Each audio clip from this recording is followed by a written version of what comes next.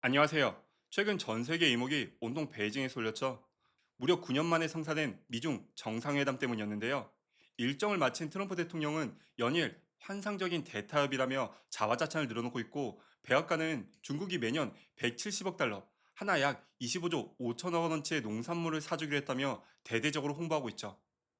하지만 정작 글로벌 언론의 평가는 싸늘하다 못해 다소 좀 충격적입니다. 뉴욕타임스는 트럼프가 사실상 빈손으로 쫓겨났다고 호평했고, 월스트리트 저널은 작년에 이미 팔았던 똑같은 콩을 또 팔면서 생색만 내고 있다며 자조 섞인 비판을 쏟아냈죠. 실제 이번 회담은 정상회담이라면 당연히 나와야 할 공동성명 한 장도 없었고, 그 흔한 공동 기자회견조차 없이 각자 일방적인 발표만 한 채 기묘하게 끝나버렸죠. 오늘은 겉으로는 웃으며 악수했지만 그 이면에는 어떤 미중 정상회담 이야기들이 있었는지 살펴보도록 하겠습니다. 우선 이번 2박 3일간의 베이징 타임라인을 한번 살펴보도록 하죠. 트럼프 대통령은 미국에 내놓으라는 기술, 금융 기업 CEO들을 대거 대동해서 대규모 경제 사절단을 꾸려 중국으로 찾았죠. 심지어 엔비디아의 젠스당 CEO가 빠졌다는 내용이 보도를 타고 계속 나오자 특유의 쇼맨십을 보여주며 출발 직전 연락을 하며 경유진 알래스카에서 젠스당 CEO를 태우고 가는 소위 트럼프식 퍼포먼스까지 보여줬죠.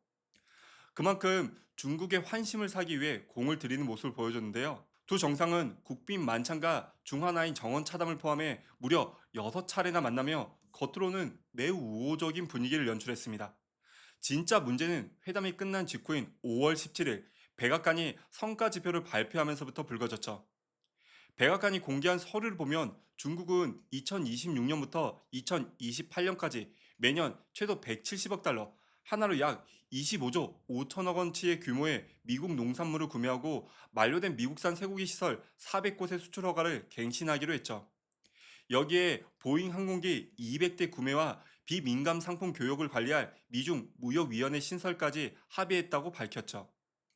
트럼프 대통령의 임기 말인 2028년까지 미국 농가와 기업들의 확실한 먹거리를 확보했다며 성공적인 미중 회담을 끝내고 돌아왔다며 그야말로 어마어마한 자랑을 했죠. 하지만 중국의 반응을 보면 많은 언론과 전문가들은 고개를 좀 갸우뚱할 수 있는 상황이 연출되고 있어요.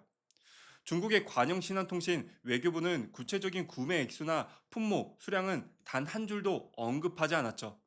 그저 미중 관계 전략적 안정과 건설적 관계 구축에 동의했으며 중동이나 우크라이나 한반도 문제에 대해 의견을 교환했다라는 아주 원론적이고 짤막한 입장만 내놓았죠. 미국은 우리가 이만큼이나 따냈다고 동네방네 소문을 내며 자랑하고 있는데, 정작 당사자인 중국은 그냥 미국 트럼프 대통령 만나서 대화 좀 했어요 라며 별 대수롭지 않은 이벤트 마냥 덤덤한 상황이 연출되고 있죠. 도대체 두 나라의 이 극과 극의 온도차는 무엇 때문일까요? 이 온도차를 제대로 파악하려면 지금 두 사람이 처한 환경을 살펴봐야 하죠. 먼저 트럼프 대통령이 처한 발등의 불, 즉 지정학적 배경을 들여다보면 이번 정상회담은 철저하게 미국의 조급함과 중국의 여유로움이 맞붙은 게임이라는 평가가 지배적이에요. 현재 미국은 이란과의 전쟁을 시작한 지 어느덧 12주 차에 들어섰죠. 당초 단기전으로 끝날 줄 알았던 이란 작전이 장기화되면서 미국의 아킬레스건이 그대로 지금 노출되고 있다는 평가가 나오고 있죠. 세계 최대 원유 수송로인 호르무즈 해협이 안개 속에 갇히면서 미국의 평균 가솔린 가격은 갤런당 4달러 50센트, 하나 약 6,750원을 넘어 폭등하고 있는 상황이고, 4월 소비자 물가 상승률 CPI는 전년 동월 대비 3.8%를 기록하며 임금 인상률을 앞지르는 초유의 사태가 지금 미국에선 벌어지고 있죠. 이걸 쉽게 비유하자면 지갑 사정이 팍팍해진 미국 유권자들이 아니 도대체 기름값에 물가까지 왜 이 모양이냐며 트럼프 정부를 향해 거세게 분노하고 있는 상황인 거예요. 당장 돌아오는 11월 중간 선거를 앞둔 트럼프 대통령 입장에서는 수직 낙하하는 지지율을 막기 위해서라도 어떻게든 이란전의 출구를 찾거나, 아니면 자신의 가장 든든한 표밭인 미국 농가에 대한 대규모 수출기를 열어주는 대외적인 쇼맨십이 절실했던 상황이죠. 그래서 이란산 원유의 최대 수입국이자 이란에 막강한 영향력을 행사하는 중국과의 미중 정상회담을 대해 많은 준비와 언론 플레이를 하며 소위 기대감을 높여가고 있는 상황이었죠. 트럼프의 속내를 살펴보면 전쟁도 좀 빨리 끝내고 미국산 농산물을 대거 사들여서 우리 경제에 도움이 될 만한 많은 선물 보따리를 중국이 안겨줬으면 좋겠다라는 속내를 보여줬을 텐데요. 나름대로 여러 가지 당근과 채찍을 적절히 섞어가며 트럼프 특유의 강한 미국을 전 세계에 과시하고 다가오는 위기를 극복해내고 싶어 했겠죠. 하지만 이와 반대로 중국은 트럼프랑은 좀 다른 생각을 하고 있었던 것 같아요. 특히 트럼프가 기대한 막대한 선물 보따리는 아예 발생하지도 않았죠. 이렇게 된 이유를 알려면 과거 2017년으로 거슬러 올라가 봐야 하는데요. 2017년 트럼프 1기 시절 그가 베이징을 방문했을 때 중국은 무려 2,500억 달러, 하나 약 375조라는 천문학적인 규모의 선물 보따리를 안겨주며 트럼프의 체면을 제대로 세워줬죠. 그런데 트럼프는 그 선물을 받고 어떻게 했을까요?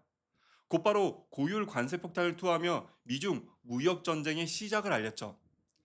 중국 입장에서는 엄청나게 비싼 값을 치르며 트럼프의 자존심을 제대로 세워줬는데 그야말로 뒤통수를 맞은 역사적 교훈이 있는 거죠. 트럼프는 선물로 달랠 수 있는 상대가 아니라 철저하게 힘 대 힘으로 맞서고 전략적 지렛대를 지고 흔들어야만 원하는 바를 이룰 수 있다라고 생각했을지도 몰라요. 9년이 지난 지금 판세가 완전히 뒤바뀐 근본적인 배경이 바로 여기에 있는 거죠. 그렇다면 백악관이 자랑하는 그 역사적 합의의 알맹이를 한번 제대로 살펴보죠. 팩트와 수치 껍데기를 한꺼풀만 벗겨내면 미국이 내준 것에 비해 얻은 실속이 얼마나 초라한지 바로 드러나는데요. 먼저 매년 최소 170억 달러, 하나 약 25조 5천억 원 규모의 농산물 구매 조항부터 살펴보죠. 전문가들은 이것이 새로운 계약이 아니라 지난해 10월 에이펙 정상회담 등 기존에 합의했던 대두와 쇠고기 구매 물량을 이름만 바꿔서 연장하거나 교묘하게 짜집기한 내용물에 불과하다고 지적하고 있죠. 두 번째로는 보잉 항공기 200대 구매 합의인데요. 시장과 보잉사가 당초 기대했던 물량은 최소 500대를 예상했어요. 지난 2017년 방문 당시 중국은 300대를 사주겠다고 했었기 때문에 그로부터 9년이 지난 지금은 더 많은 물량을 사지 않을까라며 시장은 설레는 기대를 했죠. 그런데 이번엔 오히려 그 규모가 200대로 쪼그라들어 버린 거예요. 과거와 동일한 300대를 구매하겠다고 했어도 실망을 판에 되려 100대가 더 줄어든 상황이 발생한 거죠. 이 실망스러운 데이터가 발표되자마자 뉴욕 증시에서 보잉사의 주가는 이틀 연속 각각 4.7%, 3.8%씩 연속적인 폭락을 기록했죠. 시장은 이미 이번 회담은 미국의 판정패라는 것을 본능적으로 알고 수치로 응답한 건데요. 이번 회담에서 가장 결정적인 패착이라고 불리는 건 바로 대만의 안보와 히토리오 공급망 문제 해결이었는데요. 이 부분에서 전문가들의 분석은 한 목소리로 트럼프의 완패를 지적하고 있어요. 먼저 트럼프 대통령은 중국이 그토록 원하던 엔비디아의 AI 칩인 H200을 미국 정부가 허락한 일부 기업들에 한해 구매할 수 있게 해주겠다며 나름의 당근책을 제시했죠.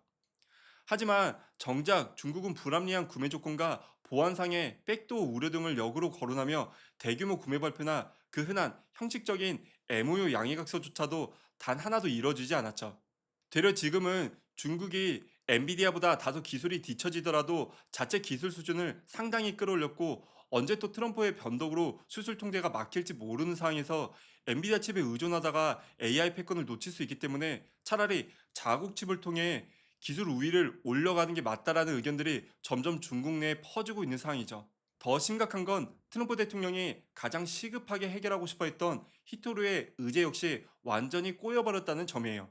백악관이 발표한 팩트시트를 보면 중국이 미국의 우려를 다룬다, 즉 어드레스한다는 지극히 모호한 딱 한마디만 적혀 있을 뿐이죠.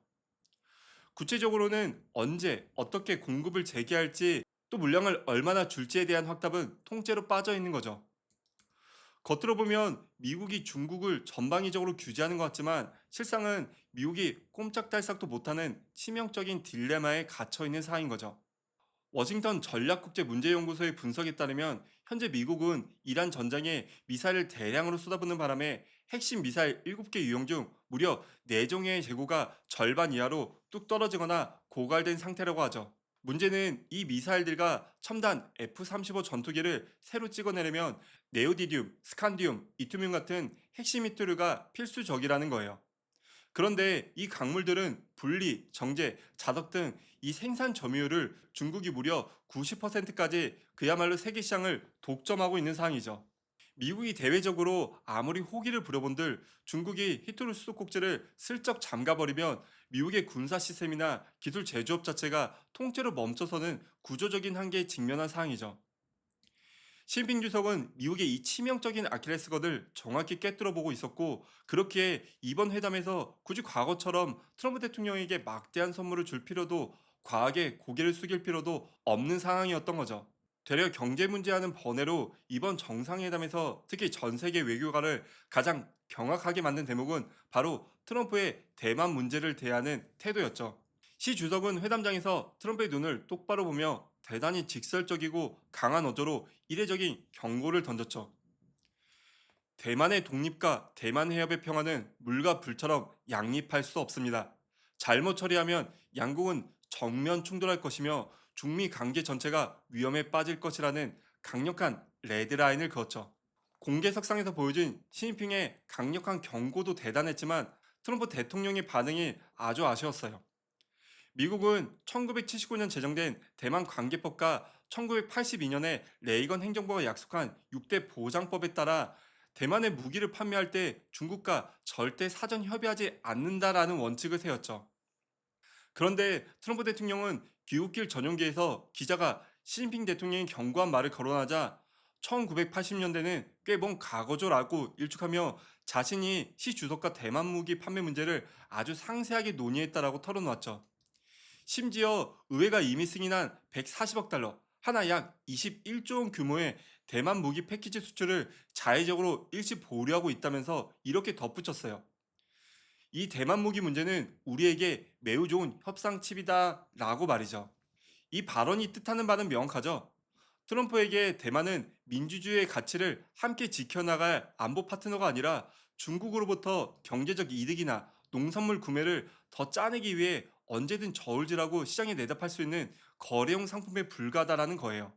미국이 대만에 있는 반도체 제조사들이 모두 미국으로 오면 좋겠다라며 대만의 생명줄인 TSMC 같은 첨단 반도체 인프라를 미국 본토로 강탈해 가고 싶다는 욕심만 그저 내비칠 뿐이었죠. 이 모습을 지켜보는 한국을 포함한 미국의 아시아 동맹 국가들의 심정은 어땠을까요? 미국의 아시아 외교 전문가인 커트 캠벨 회장의 말대로 이번 회담은 마치 미국과 중국 두 거대 강대국이 동맹국들의 머리 위에서 아시아의 운명을 좌지우지하는 이른바 G2 패권의 이양식과 같은 불안감을 심어주기에 충분했다라는 의견을 표현했죠. 미국이 자국의 이익과 선거 승리를 위해서라면 언제든 동맹의 가치를 버릴 수도 있지 않을까라는 우려가 점점 커지고 있는 대목이죠. 결론적으로는 이번 베이징 회담은 진정한 해빙이나 갈등의 봉합의 장이 아니었죠.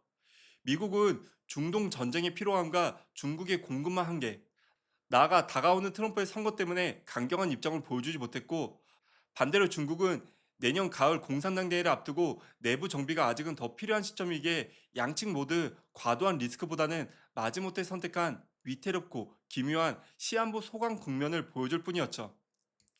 이 때문에 제주는 트럼프 대통령이 부리고 실속은 시진핑이 챙겼다라는 이야기가 나오고 있는데요. 이제 국제사회는 미국이 모든 것을 주도하고 동맹을 철저히 지켜주던 1급 패권의 시대가 저물어가고 있음을 인정해야 하는 건 아닐까라는 조심스러운 생각을 하며 이번 영상을 마무리하겠습니다.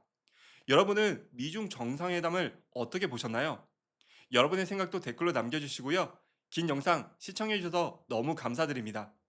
저는 다음에 더 유익하고 재밌는 이야기로 다시 찾아오겠습니다. 감사합니다.